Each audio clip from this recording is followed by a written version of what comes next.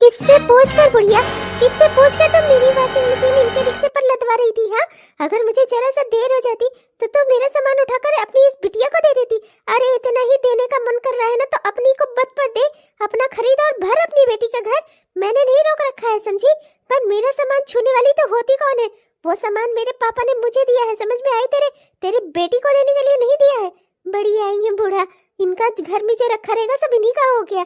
बताओ तो जरा, मेरे सामान को हाथ लगा रही है और मुझसे भी नहीं पूछ रही है। अरे एक एक सामान उठाकर ना अपने कमरे में बंद कर दूंगी मैं ताले में, तुम लोग ना छूने को तरस जाओगे। खबरदार, जो मेरे कभी किसी सामान को उठाकर किसी को देने की कोशिश की तो मुझसे बुरा कोई नहीं होगा, समझ में आया बुढ़िया? पहली बात तो ये है कि मुझे बुढ़िया बुढ़िया कहना बंद कर दो। तुम्हारी सास में, समझ में आया? मेरे बेटे से तुम्हारी शादी हुई है तो मेरी अम्मा नहीं हो। इस घर में मेरे नियम कायदे कानून चलते हैं और ये मेरी बेटी है। मुझे ऐसा करने की जरूरत ही न पड़ती। अगर तो खुद अपने हाथों से कुछ नेक मेरी बेटी को दे देती तो। तूने नेक नहीं दिया, इसीलिए नेक के बदले में मैं तेरी वॉशिंग मशीन उठाकर इसे दे रही थी। अरे कुछ तो दिखाएगी अपने ससुराल में, इसकी नाक नहीं कट जाएगी? अरे तू खुद ससुराल वाली है, सोच। कोई भाभी अगर अपनी ननद को नेक ना दे, वो अपने ससुराल जाकर क्या मुंह दिखाएगी? हाँ, अरे जो मुझसे बन पड़ रहा था वो मैं कर रही थी। एक वॉशिंग मशीन देकर कम से कम मैं अपनी बेटी की इज्जत बचा रही थी, और तू आकर उसको भी रोक दी। हाँ, बड़ा तेरा बाप दिया था हमारे ही घर के लिए। तुझे नहीं दिया था कि तू पर्सनल इसका यूज करेगी। समझ में आया तुझे? मेरे घर का सामान है, मेरा जहाँ मन करेगा मैं वहाँ भेजूंगी। ओहो, बड़ी आई इज्जत वाली, नाक कट रही थी इनकी इनके ससुराल में। इनके ससुराल वाले कितने भिख मंगे हैं ना, मुझे अच्छे से पता है। मेरी शादी में क्या दिया है इन लोगों ने? कांच का वो गिलास का सेट 70 रुपए वाला। बड़े इज्जतदार लोग हैं ना, पूरे परिवार ने ठूस ठूस कर खाना खाया था, देखा था मैंने बाराती में। हाँ नहीं तो, और 70 रुपए का गिलास का सेट लाकर दे गए थे मुझे। ये तुम्हारे घर की औकात है? ये दिया है तुम्हारी बेटी ने अपनी भाभी को? हाँ, पहली बार मुझसे मिलने आई थी मेरी शादी में, ये तोहफा देकर गई है ये। हाँ नहीं तो, बड़ी आई हो इज्जत बनाने वाली। जैसे लोग है ना उसके हिसाब से 10,000 रुपए बहुत था इनके लिए। बाबूजी बिल्कुल सही दे रहे थे, पर तुम्हें ना संतोष नहीं है। तुम तो अपनी बेटी को समझती हो कि अंबानी के घर की बेटी है ना। मैं इसे कुछ और देने वाली नहीं हूँ, समझ में आया? और ये सब मेरा सामान है, मैं उसे नेक में बिल्कुल नहीं दूंगी। और खबरदार, जो मेरे सामान को किसी ने हाथ भी लगाया तो दोनों हाथ तोड़ दूंगी मैं उस इंसान के जिसने मेरे सामान को हाथ लगाया तो। बड़े आए हो तुम लोग ना मेरे सामान को छूना मत, यूज करना तो दूर की बात है।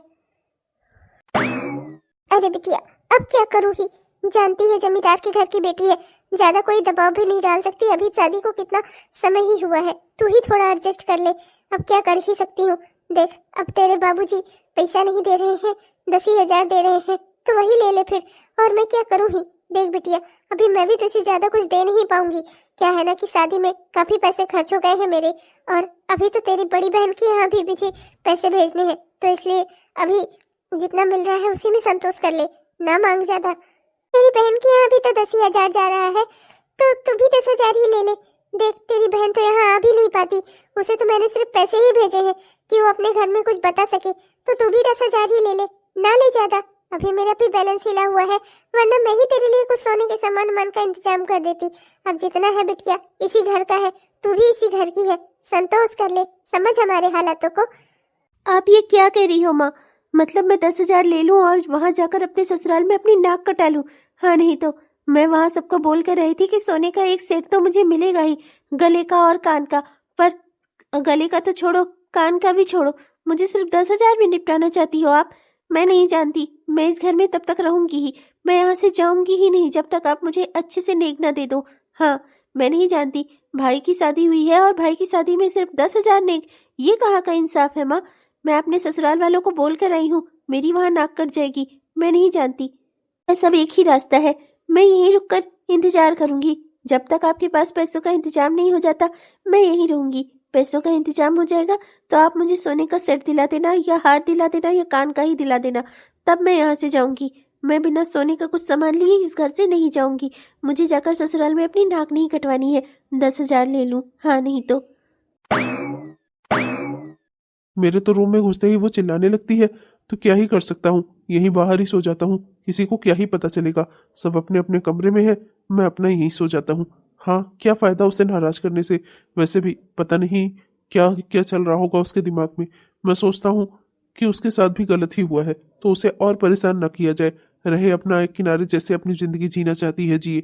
क्या करने मैं उसकी जिंदगी में परेशानियां खड़ी करूं? अगर वो मुझसे नफरत करती है, नहीं चाहती कि मैं उसके कमरे में रहूं, तो यहीं बाहर ही सो लेता हूँ। अरे राम राम, ये क्या है? अरे बेटा विकास, बेटा विकास, उठ उठ बेटा विकास, अरे तू यहाँ क्या सो रहा है?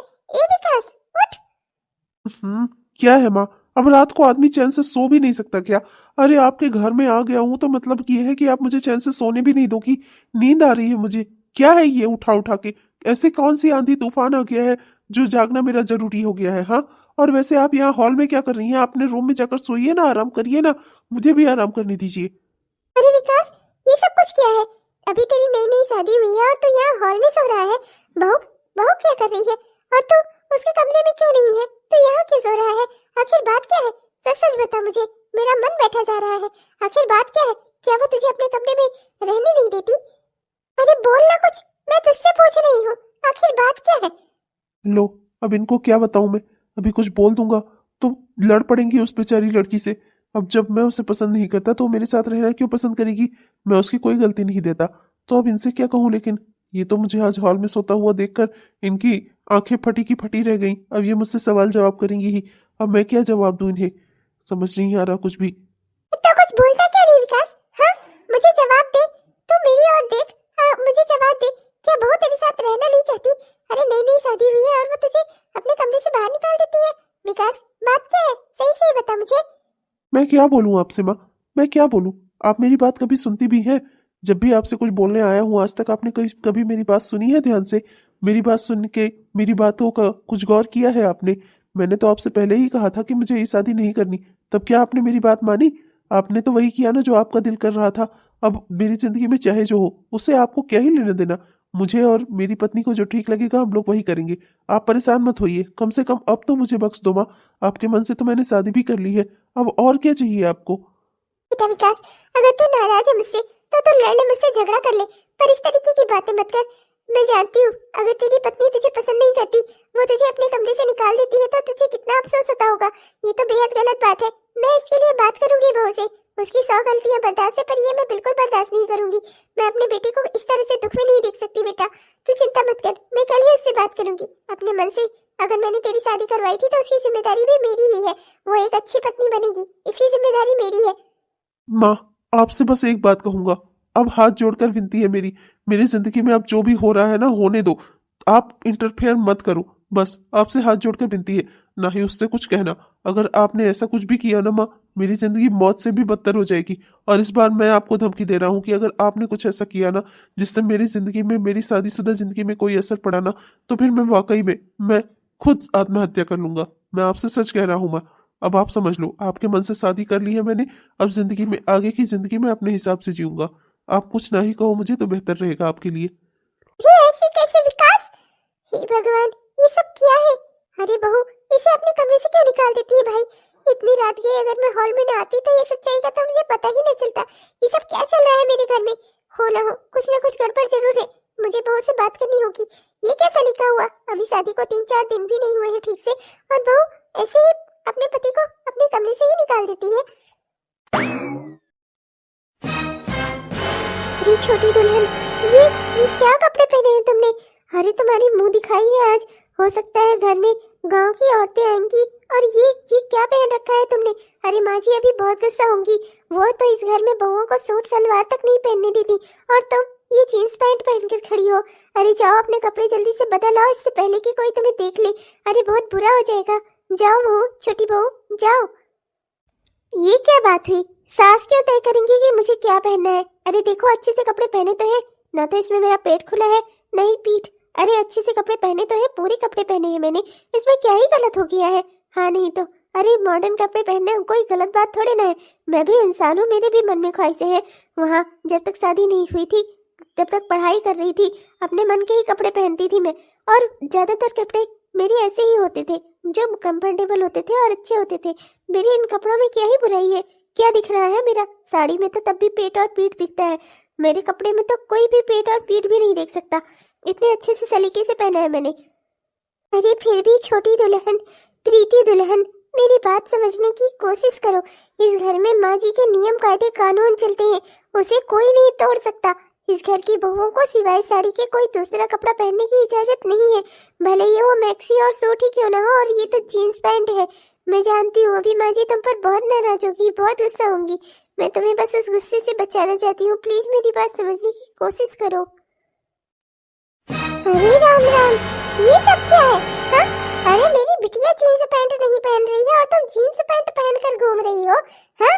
अरे घर की बहू, अभी 4 दिन पहले तुम्हारी शादी हुई है। अरे कुछ मोहल्ले की औरतें छूट गई थी, वो तुम्हारी मुंह दिखाई करने आ रही हैं। आज शादी के 15 दिन बीत चुके हैं और तुम्हारा ये रूप है। हाँ? चुपचाप से अच्छे से ढंग से कपड़े पहनकर वहाँ आओ, 4 लोगों में बैठो और हमारी इज्जत बढ़ाओ, समझी? ये सब जो पहनकर हमारी नाक ना कटाओ। इन कपड़ों को पहनने से कौन सा तुम्हारी नाक कट रही है? हाँ, अरे साड़ी पहन तो ली, 15-20 दिन तक साड़ी ही पहनी है, बहुत अनकंफर्टेबल लगता है मुझे नहीं अच्छी लगती वो सब साड़ी और वो पहनना। हाँ, नहीं तो मुझे नहीं अच्छा लगता, मुझे नहीं पहनना। मुझे जो ठीक लगेगा मैं वो पहनूंगी। मैं अपने मायके में अभी इतने समय तक यही तो पहन रही थी, 15-16 साल ही हुआ होगा मुझे ऐसे अपने आप को पहनते हुए, अच्छा कपड़ा देखते हुए। तुरंत ही मेरी शादी करा दी गई, तो क्या अपने अपनी ख्वाहिशों का गला घोट दूं? मुझे जो ठीक लगेगा मैं वो करूंगी। मुझे ठीक लग रहा है ये कपड़े पहनना तो मैं पहनूंगी। हाँ, नहीं तो मैं अपनी जिंदगी की मालिक खुश हूँ। मेरी जिंदगी का कोई दूसरा मालिक नहीं है जो मुझे बताए कि मुझे क्या करना चाहिए। मुझे जो अच्छा लगेगा मैं वो करूंगी। अरे राम राम, मैं क्या बोलूं अब? अभी जमींदार की बेटी है और भी आए हुए इसे कितना दिन ही यहाँ हुआ है। ऐसा ना हो कि जमींदार साहब भी गुस्सा हो जाए। अपने मन से चुनकर लाई थी, अब मेरी बहू और मेरी बेटी के सामने ये मेरी नाक कटा रही है। अगर मैंने इसे कुछ बोला तो ये लोग यही कहेंगी कि सास की नहीं सुनती ये लड़की। अब मेरे पास कोई और रास्ता नहीं है, बस ऐसे ही बन जाती हूँ कि जैसे ये जो कर रही है वो ठीक ही है। तो क्या हुआ अगर बहू जींस पहनना चाहती है तो? अरे वो पहनती आई है जिंदगी भर से, पहनने दो उसे। और वैसे भी सही तो बोल रही है, क्या ही दिख रहा है इन कपड़ों में? साड़ी में तो तब भी पेट पीछे दिखता है, इसके कपड़ों में तो कुछ भी नहीं दिखाई दे रहा है। बहुत ही बढ़िया है, सही है, कोई दिक्कत की बात नहीं है। किसी को बुरा लगे या भला, मुझे जो अपनी जिंदगी में सही लगता है ना, मैं बस वही करती हूँ। और मुझे इन कपड़ों में कंफर्टेबल फील होता है तो मैं यही पहनूंगी। मुझे जो अच्छा लगेगा मैं वो पहनूंगी, जो अच्छा लगेगा वो खाऊंगी। मैं अपनी जिंदगी की मर्जी की खुद मालकिन हूँ। किसी से अपने अच्छे और बुरे होने का सर्टिफिकेट नहीं चाहिए मुझे जो ठीक लगता है मैं वही करती हूँ। ऐसा भी क्या हो गया? क्या खड़ी होकर तुम दोनों मेरा मुंह देख रही हो? अरे ऐसी भी क्या बड़ी बात हो गई? मानो वो जिंदगी भर से पहनती आई है, आज भी पहन रही है, इसमें क्या बड़ी बात हो गई? जाओ जाकर अपना तुम काम करो। और तुम तो ऐसे कपड़े पहनने के बारे में सोचना भी मत। पहली बात तो तुम्हारा शरीर नहीं है, और दूसरी बात कि तुम्हारे बाप ने उतना दहेज नहीं दिया है जितना उसके बाप ने दिया है, समझी? जाकर अपना काम करो, जल्दी जल्दी खाना नाश्ता बनाओ, समझी? जाओ। बहुत सही माँ, बहुत सही। ऐसे ही बहुत चाहती थी ना आप। इसे तो आप अपने मन से चुनकर लाई थी। मेरी पसंद तो अच्छी लगी नहीं थी आपको। भाभी ने जब शादी करके यहाँ नई नई आई थी, एक बार सूट पहन लिया था, आपने पूरे घर को सर पर उठा लिया था। और आज ये जीन्स पहनकर घूम रही है, पर हिम्मत नहीं है कि आप इसके लिए कुछ बोल सको। बहुत ही बढ़िया दुल्हन लेकर आई हो माँ, वाकई में। ज्यादा मेरी मजाक मत उड़ा। अरे सही ही तो कह रही है, वो जिंदगी भर से ऐसे ही कपड़े पहनते आई है, तो अचानक से साड़ी कैसे पहनेगी वो? और वैसे भी उसके बाप ने इतना दहेज दहेज दिया है, एक आध चीजें कम बेसी चलेंगी, कोई ज्यादा बड़ी बात नहीं है। और कपड़े तो पहने हैं ना, इसमें क्या ही दिक्कत की बात है? भले ही मॉडर्न पहनती हो, अच्छा तो पहना है उसने, कुछ उसका दिखाई तो नहीं दे रहा है ना? अरे सलीके से पहनती है जो भी पहनती है। हाँ, नहीं तो आजकल की लड़कियां तो पेट पेट खोल कर चलती है, वो तब भी सही है अपनी जगह पर। वाह रे अम्मा, हाँ हाँ वही हाल है। चलो चले यहाँ से दूर, खट्टे होते हैं अंगूर। पिंकी की मम्मी, ओ पिंकी की मम्मी, पिंकी का टिफिन तैयार हुआ या नहीं? तैयार हो गया हो तो दे दो, फिर जाना है स्कूल के लिए, निकलूं, फिर देर हो रही है। पिंकी की मम्मी। हाँ जी, तैयार हो गया, मैंने उसका स्कूल बैग भी तैयार कर दिया, बस अभी लाई। लीजिए जी, पिंकी का स्कूल बैग तैयार कर दिया है, टिफिन भी रख दिया है, लीजिए। अरे अरे ये क्या, तुम्हें तो बहुत तेज बुखार है। अरे पिंकी की माँ, तुम्हारी तबीयत ठीक नहीं लग रही है और तुम्हें कमजोरी भी महसूस हो रही है। सुबह भी देखा था तुम्हें लड़खड़ा कर चल रही थी, और इस समय तुम्हें इतना तेज बुखार हुआ है। तुम्हें तो आराम करना चाहिए। और तुम आराम कैसे करूंगी? आराम करूंगी तो घर के काम कैसे होंगे? अब तो जानते ही हैं, घर में इतने सारे काम पड़े हैं, मैं कहाँ आराम कर सकती हूँ? अरे घर के काम वाम होते रहेंगे। तुम्हें बहुत तेज बुखार हुआ है, चलो चलकर तुम्हें डॉक्टर को दिखा देता हूँ। हाँ, नहीं तो ऐसे तो तुम बीमार हो जाओगी और ज्यादा। अरे बहू, कहाँ जा रही है? लाने की जरूरत नहीं है। सुबह सुबह निमोना खाने का मन हो रहा था तो गई थी, यहीं बाहर से 2 किलो मटर ले ली हूँ। हाँ, 2 किलो मटर ले ली हूँ, जल्द छील के जल्दी से उसको कूट पीस के आराम से उसका बढ़िया सा निमोना बना चटक सा, और साथ में उसमें बड़ी बड़ी डाल देना, खूब बढ़िया चटक सा निमोना बना। आजकल निमोना खाने का बड़ा मन हो रहा है, मटर इससे ज्यादा सस्ती नहीं होने वाली फिर से। ठीक है, निमोना बना ले। निमोना माँ जी, पर मैंने तो आलू गोभी की सब्जी बनाकर रख दी है। अरे तो मुझसे पूछे बिना बना डालेगी तो ऐसे ही तो उल्टे सीधे काम करेगी। मुझे आलू गोभी नहीं खाना, मुझे निमोना ही खाना है, मेरा वही मन कर रहा है, इसीलिए मैं गई बाहर से मटर लेके आई और अब तू मुझे नखरे दिखा रही है। चुपचाप से निमोना बना देना, मेरा आज खाने का मन हो रहा है और मैं वही खाऊंगी। ओह, लगता है खाने पीने की बात हो रही है। भाभी, अगर आप सबके लिए सब कुछ बना रही हो ना, तो मेरे लिए जरा चाउमीन बना देना। मेरा चाउमीन खाने का मन हो रहा है। ऐसे ठंडी के मौसम में चाउमीन बहुत अच्छी लगती है, तो आप मेरे लिए चाउमीन बना देना। एक काम करना। बेचारी मेरी पत्नी, इतनी तबीयत खराब है पर इसे आराम नहीं मिलना है। क्या ही कहूँ, माँ के आगे तो मैं भी कुछ नहीं बोल सकता ना। जी ठीक है माँ जी, ठीक है दीदी, आपके लिए चाउमीन, माँ जी के लिए निमोना बना देती हूँ मैं। नहीं, आप किसी के लिए कुछ नहीं बनाओगी, मेरे लिए पास्ता बनाओगी और साथ में गरम गरम सी कॉफी। मुझे यही खाने का मन है आज, और खाना मेरे मन का बनेगा।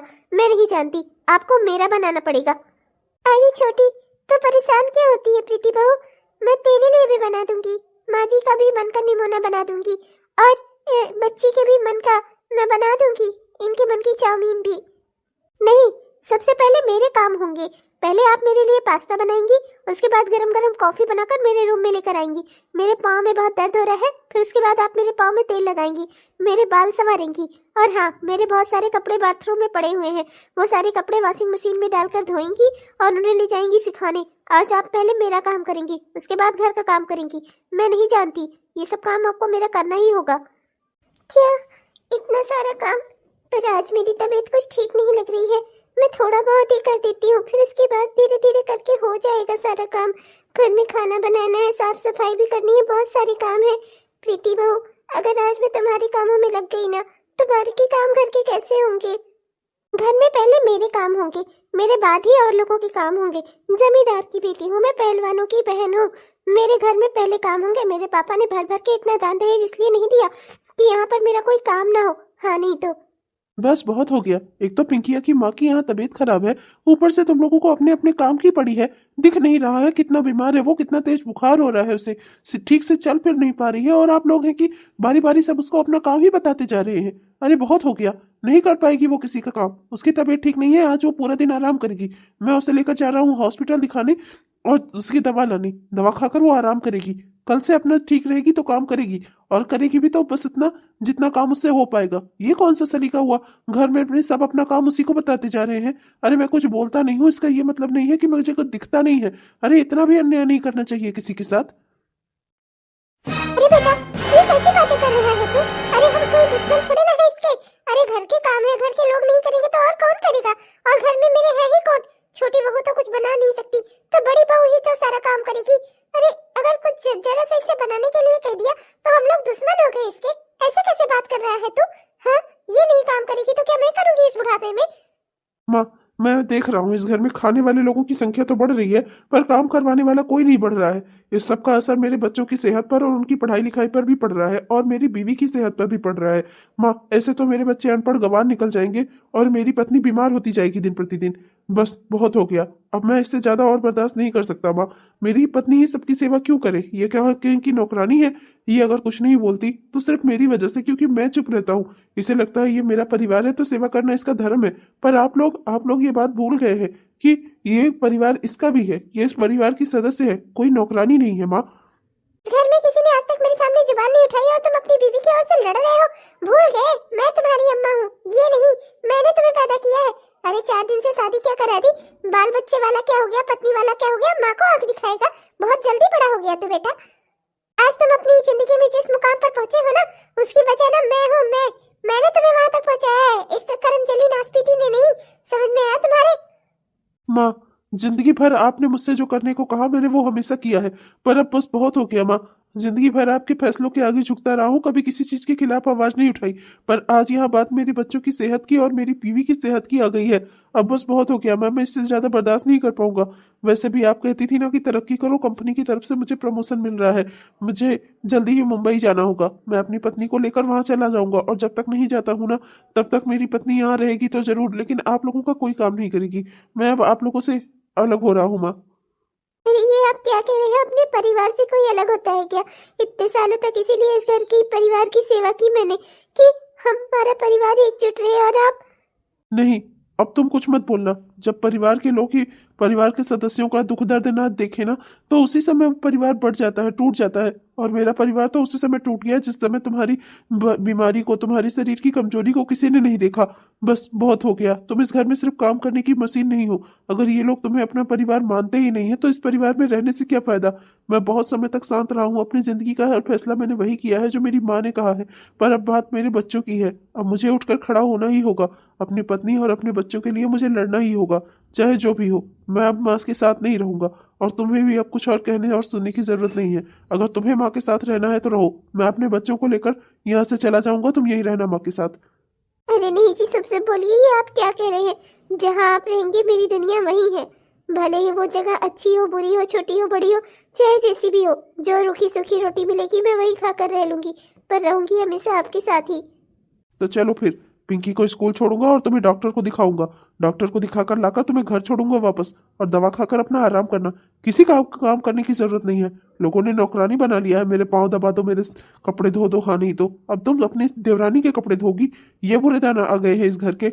वैसे अगर दान और दहेज की बात है ना, तो वो माँ ने लिया है। माँ धोए जिसके कपड़े मन करे, तुम नहीं धोगी, समझी? चलो।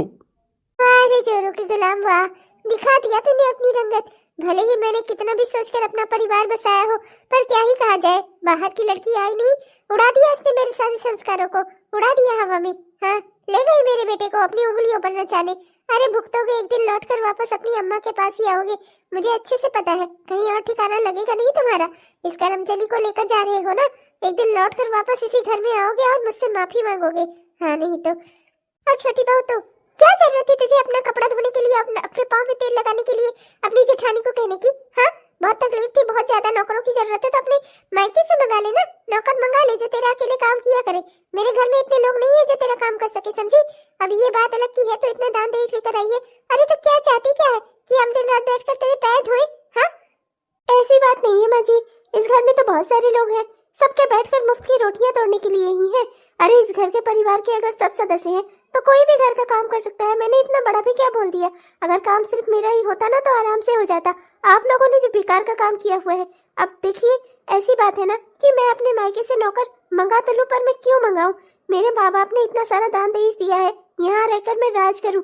जब आप लोग के औकात नहीं थी मुझे अपने घर में रखने की, तो मेरे घर में जाकर शादी का रिश्ता करने की क्या जरूरत थी? क्यों आपने अपने बेटे के लिए मुझे चुना?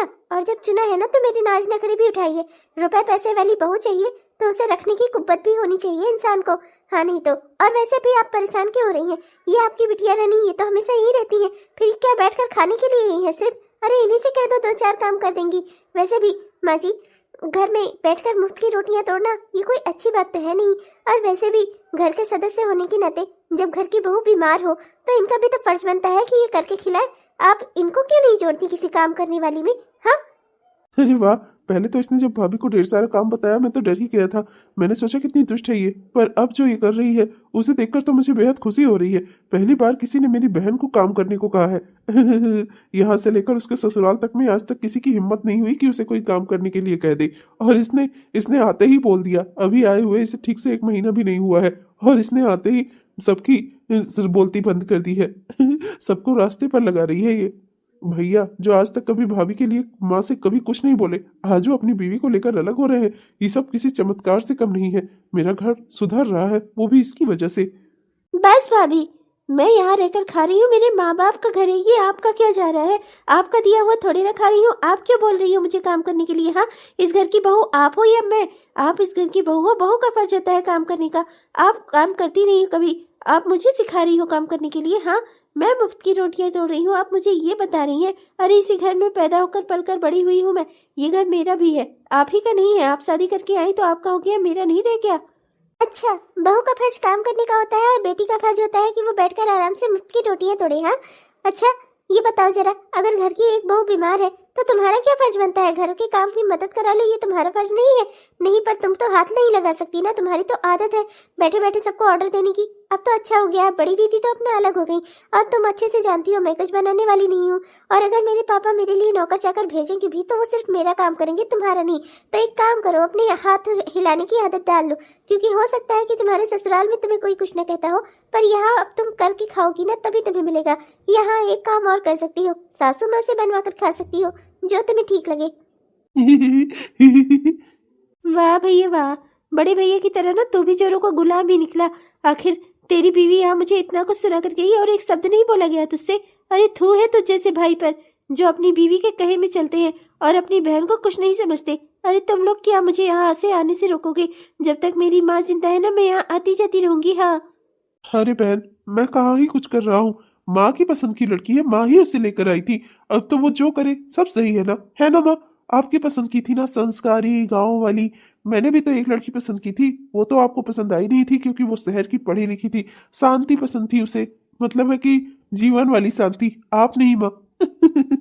पर आपको तो अशांति पसंद थी ना, इसीलिए आप इस गांव की गवारन को उठा कर ले आई। लो अब फिर भुगतो। मुझसे क्या ही शिकायत कर रहा किसी को? मैं ना उसे घर में लेकर आया हूँ और ना ही तो मैं उसे कुछ कहने वाला हूँ। आप लोगों को जो बुरा लगे आप लोग बोलो। बिटिया, अब बड़ी बहू तो अपना अलग हो गई, वो तो कुछ बनाने से नहीं। छोटी बहू अपना नौकर मंगाएगी तो सिर्फ अपना काम करवाएगी। ले देकर हम दोनों ही बचे, मैं तेरे बाबूजी और एक सेवा करने वाली तू। तू मेरी बेटी है, मेरी सेवा और देखभाल तो तू कर ही सकती है ना बिटिया? अरे तो जा, अपना निमोना तो तुझसे बनेगा नहीं क्योंकि तूने जिंदगी में खाना तो बनाया नहीं है, पर खिचड़ी बनाना तो तुझे आता है ना। वही मटर गोभी भी डाल कर ना खिचड़ी बना दे, बढ़िया सी तारी बना दे, बैठकर हम दोनों बुढ़ा बुढ़िया आराम से खा लेंगे। जा बिटिया जा। माँ, वो नेक वाला मेरा हार मुझे दे दो, मैं जा रही है अपने ससुराल। अब मुझे नहीं रुकना है यहाँ पर। जब काम करके ही खाना है ना तो अपने ससुराल की ही रोटियां तोड़ूं। क्या करने बेकार में मायके के नाम से बदनाम हूँ। हाँ, नहीं तो दोनों भाभी अपने अपने रास्ते चली गई और मैं मिली आपको नौकरानी बनाने को। मेरी वाह रे बिटिया, इतने समय तक तेरी देख रेख की, इतना समय तक तुम्हारे ऊपर ध्यान दिया। अरे तेरा 2 रोटी बनाकर दे दूंगी कुछ दिन तो तुम्हारा क्या ही चला जाएगा। बाकी मैं देखती हूँ कि क्या कर सकती हूँ। अरे नौकर चाकर लगाऊंगी, पर अभी मेरे ऊपर मुसीबत पड़ी है। देख नहीं रही हो, दोनों बहुएं अपना अपना किनारे हो गई, कोई है नहीं बनाने वाला। अरे मैं तुम्हारी माँ हूँ, वो तुम्हारे पिताजी है, हमारे बारे में नहीं सोचेगी तू। बस अपने नेक ही चाहिए तुझे। नहीं है मेरे पास अभी इतने पैसे, नहीं दे सकती मैं। नहीं दे सकती ना आप माँ, नहीं दे सकती ना। मेरे को मजबूर मत करो, वरना मैं भी कुछ ऐसा ही करूंगी जैसे बड़ी दीदी यहाँ कभी नहीं आती ना, ऐसे ही मैं भी ये दरवाजा छोड़ दूंगी। हाँ, अच्छे से समझ लेना आप। जब बहू बेटियां घर में नहीं आती ना, वापस लौटकर मायके में और ससुराल में, तो उस घर की क्या इज्जत रह जाती है ये आप अच्छे से जानती हो। बड़ी दीदी यहाँ कभी नहीं आती, मैं भी कभी नहीं आऊंगी। हाँ, एक तो सुबह सुबह से भूख लगी थी, ऊपर से कोई खाना बनाकर नहीं दिया, ऊपर से अम्मा कह रही है जाओ तुम ही मुझे बनाकर दे दो। वारी दुनिया। मेरी बड़ी बेटी का नाम ले रही है तू? अरे उस बदनसीब की किस्मत जैसी तेरी किस्मत नहीं है, इस बात का शुक्र मना। उसका पति कितना दुष्ट निकला, दिन रात उसे मारता पीटता है, शराब पीता है, कितनी मुश्किलों में वो वहाँ रह रही है। वो मेरा दिल ही जानता है। उसके दुख आंसू जब देखती हूँ मैं, इतने मुश्किल और इतने वसूलों से इस घर को चलाने की कोशिश की थी पर कुछ नहीं कर पाई। दोनों बहुएं लड़ झगड़ कर अलग हो गई। आज बुढ़ापे में एक रोटी बनाकर देने वाला कोई नहीं है। अरे तो मेरी बेटी है, अगर तुझसे कुछ कह ही दिया करने को तो इतना बड़ा क्या अनर्थ हो गया।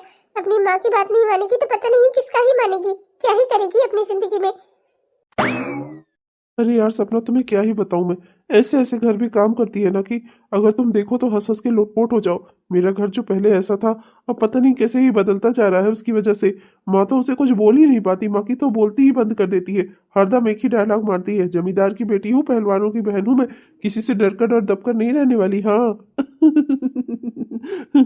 इतने सालों में जो काम कभी नहीं हुआ वो ना, वो काम आज हो गया। भैया ने आज भाभी के लिए आवाज उठाई घर में। हाँ। अब भैया अलग भी हो जा रहे हैं, अब अपना चले जा रहे हैं, भाभी को लेकर अपना मुंबई शिफ्ट होने वाले हैं। आज तो उन्होंने माँ से भी बात कर ली कि भाभी अब घर में किसी का खाना नहीं बनाएंगी। अपने भाई को पहली बार किसी के लिए आवाज उठाते देखा है, वरना जब वो फोटोग्राफरी करना चाहते थे ना, माँ ने उनकी फोटोग्राफरी छुड़ाकर उनको नौकरी पर लगवा दिया। और जो माँ ने बोला उन्होंने अपनी जिंदगी में वही सब कुछ किया, आँख कान बंद करके। और आज पहली बार थी, भाभी को तो वो चाहते भी नहीं थे जब उनकी शादी कराई गई। उस समय तो अपनी जिंदगी में अच्छा फोटोग्राफर बनना चाहते थे। शादी की जिम्मेदारी अचानक से ही उनके सर पर आ गई, पर उन्होंने इस जिम्मेदारी को अच्छे से निभाया था। भाभी उनकी पत्नी थी और वो भाभी की बहुत केयर करते थे, पर कभी किसी को जताते नहीं थे। पर आज ये बात उन्होंने माँ से खुलकर कही कि मेरी पत्नी किसी की सेवा नहीं करेगी। वाकई में जानती हो सपना, मेरा घर बदल रहा है, और ये सब कुछ ना उस लड़की की वजह से। बहुत खुशी की बात है, वो लड़की अपने काम से तुम्हारे मन में अपने लिए जगह बना रही है ना? कुछ भी बात हो तुम उसे पसंद कर रहे हो, है ना? नहीं, ऐसा कुछ नहीं है। वो बस घर में है, मेरे नाम से रह रही है, बस यही एक बात है। मैं उसे पसंद नहीं करता, ना ही उससे प्यार करता हूँ। जिंदगी की एक सच्चाई ये भी है, मैं सिर्फ तुमसे प्यार करता था, आज भी करता हूँ, और शायद हमेशा करता रहूंगा। पर मैं जानता हूँ कि ये गलत है। अब मेरी शादी हो चुकी है, पर मैं क्या करूँ? मन की भावनाओं को कोई रोक कर नहीं रख सकता। मन तो एक दरिया है, जिस भी दिशा में बहना चाहे बह सकता है ना, उसे कोई नहीं रोक सकता। तुम मेरा पहला प्यार थी, और शायद आखिरी भी। तुम्हारे अलावा वो कभी मैं किसी से प्यार नहीं कर पाऊंगा। हाँ, ये बात अलग की है कि वो लड़की मेरी पत्नी है, और उसके प्रति मेरे कुछ फर्ज है, जो फर्ज मैं निभाना चाहता हूँ। मैं चाहता हूँ कि उस घर में वो अच्छे से रहे और खुश रहे अपनी जिंदगी में। बस इतनी सी ही चाहत है मेरी। मैं उसका पति नहीं बनना चाहता। ये एक सच्चाई है मेरी जिंदगी की, क्योंकि जिसका पति मैं बनना चाहता था वो मेरी पत्नी न बन सकी। देखो, तुम ये बात अच्छे से जानते हो ना विकास, कि अब हम कभी एक नहीं हो सकते। तुम्हारी शादी हो चुकी है, वो तुम्हारी पत्नी है, और मैं तुमसे यही चाहती हूँ कि अगर वो लड़की अच्छी है, तुम्हारे मन में अपने लिए जगह बना रही है, तो प्लीज उसे उसका अधिकार दो। वैसे भी उसे तो कुछ पता भी नहीं था, उसकी शादी तुम्हारी ही तरह मजबूरी में करवाई गई है। वो तुम्हारे घर को इतना बदल रही है, उसे देखकर लगता है कि वो एक अच्छी लड़की है और हमेशा खुश रखेगी तुम्हें। मैं जानते नहीं ये बात अपने दिल पर पत्थर रहकर कर रही हूँ कि तुम उससे प्यार करो, उसे अपनी जिंदगी में स्थान दो, उसे जगह दो, उसे उसकी पत्नी का हक दो, अधिकार दो। समझ रहे हो मेरी बात? ठीक है, मैं उसे अपनी पत्नी मान लूंगा, पर पहले तुम शादी कर लो। शादी करके किसी और को अपने पति होने का अधिकार दे दो। बताओ, कर सकती हो ऐसा? देखो विकास, ये मेरी अपनी जिंदगी का निजी फैसला है। शायद ये फैसला मैं आगे अपनी जिंदगी में कर लूं, पर अभी करने में मुझे थोड़ी दिक्कत है, और मैं तुमसे कुछ कहना नहीं चाहती। बल्कि तुम्हारे लिए तो वो लड़की सही है, तुम्हारे घर को सुधार रही है, तुम्हारे घर में इतना सब कुछ सही कर रही है, और नेचर की भी अच्छी लग रही है। इसलिए ही मैं चाहती हूँ कि उसके साथ गलत ना हो। देखो सपना, मन पे तो किसी का जोर नहीं है ना, और मेरे भी मन पे अपना जोर नहीं है। मेरा मन तो बस तुम्हें ही चाहता है, और हमेशा शायद तुम्हें ही चाहता रहेगा। जब मैं उस लड़की को पूरे दिल से अपना ही नहीं पाऊंगा, तो फिर उसे पत्नी का अधिकार देने का क्या ही फायदा? जब मेरा मन कहीं और लगा हुआ है, मैं अपना मन उसके में लगा ही नहीं पाऊंगा, तो ऐसे झूठे वादे, झूठे सपने किस काम के? अच्छा ही है वो अपनी जिंदगी जैसे मर्जी वैसे जिए, मैं उसमें कोई इंटरफेयर नहीं करना चाहता। पर विकास, नहीं सपना, प्लीज कुछ मत कहना।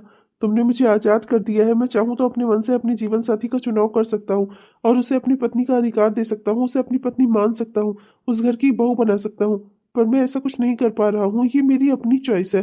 तुम जैसे अपनी चॉइस पर जीना चाहती हो कि तुम शादी करो या नहीं ना करो, कोई तुम्हें कुछ ना कहे, वैसे ही मेरी चॉइस है कि मैं अपनी पत्नी को अपनी पत्नी के रूप में स्वीकार करूँ या नहीं। मैं तुमसे उम्मीद करता हूँ कि आगे से तुम कभी भी मुझे इस चीज के लिए फोर्स नहीं करोगी। अच्छा बाबा छोड़ो, चलो, वो उधर चने वाला चने बेच रहा है ना, चने खाते हैं, चलो। अरे हाँ पापा, सब बढ़िया है। हाँ मैं बिल्कुल ठीक हूँ। नहीं नहीं, हाँ मैं एक बाइक खरीदना चाहती हूँ। हाँ पापा, हाँ, जिससे मैं यहाँ से अपने घर तक आ जा सकूँ। हाँ पापा, और एक नौकर भी भेज दीजिएगा मेरे लिए। क्या है ना कि यहाँ मेरा कोई काम करने वाला नहीं है। हाँ, नहीं नहीं, अरे वो क्या बताऊँ, जिठानी जी अपना अलग हो जा रही है, और ननद है तो एक, पर वो सासू माँ से ही बनवा कर खाती है, मुझे क्या ही बनाकर खिलाएगी पापा। हाँ, नहीं नहीं, मेरे पर्सनल काम के लिए। आप तो जानते ही हैं मेरे पर्सनल कितने सारे काम होते हैं, बिना नौकर के मेरा काम नहीं चलेगा। अरे अरे रुको जरा ध्यान से, ऐसे तो तुम फिसल कर गिर जाओगी। कम से कम सीढ़ियां तो देखनी चाहिए थी तुम्हें। ओहो, I am sorry, I am so sorry. आइंदा से मैं ध्यान रखूंगा। I am so sorry.